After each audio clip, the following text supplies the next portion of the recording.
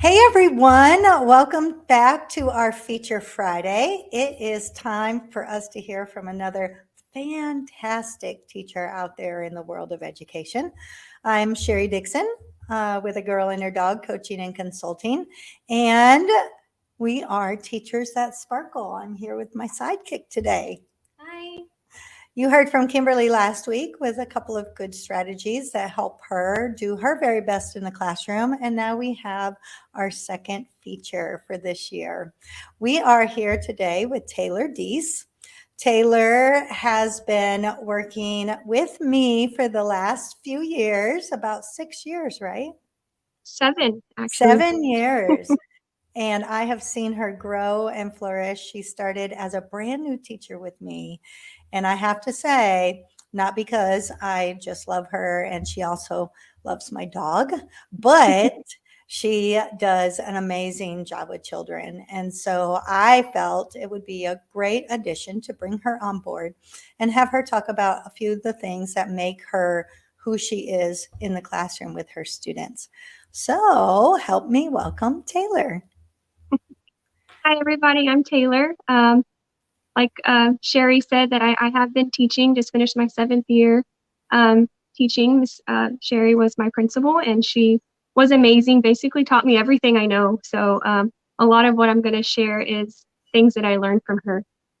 Oh, you're so Mhm. sweet and kind. But thank you for that. All right. So you've been very, very successful in the classroom. You've been teaching. We hired you on as a third grade teacher. You moved to fourth grade. You're currently in fifth grade now. You've been working with some of our more challenging students. And you were just selected as our district's Teacher of the Year for elementary. So congratulations. Thank you. We couldn't be more proud. So talk to us today for all the people watching, listening, catching the replay. What do you think has been one or two things that have really made a huge impact on your classroom? I think looking back at my first year, I know coming from college, you don't really get everything that you need to really, understand all of the challenges that come with teaching.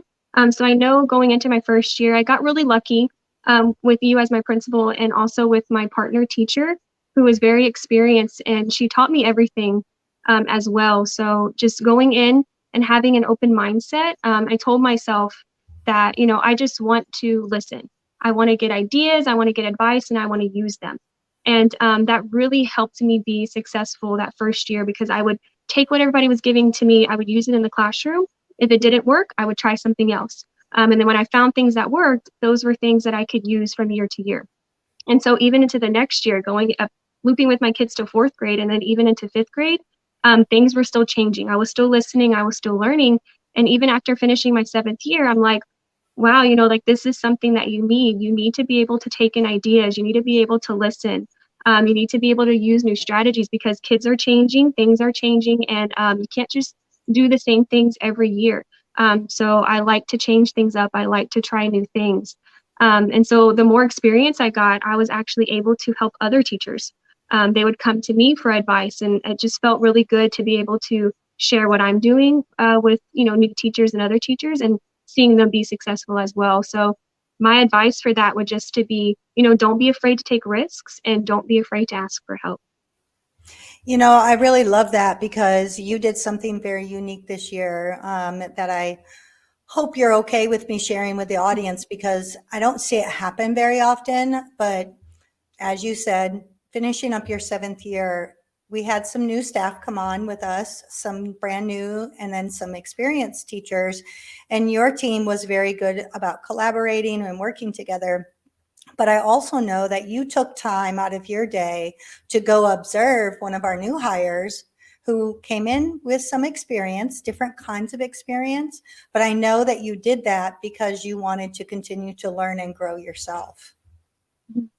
Yeah, and that definitely was a good experience for me because I was kind of struggling this year, but with the way I was doing small groups, because I kind of did it the same year to year, but this was a different group of kids from all of the challenges that they had from COVID. And, they had some struggles in fourth grade. So it definitely was different. And I was kind of struggling a little bit trying to reach them. And so I was hearing from the new hire that she was having some success with the way she was doing small groups. And I'm like, you know, I need to see what you're doing. And so she let me go in her classroom. I observed her for about an hour.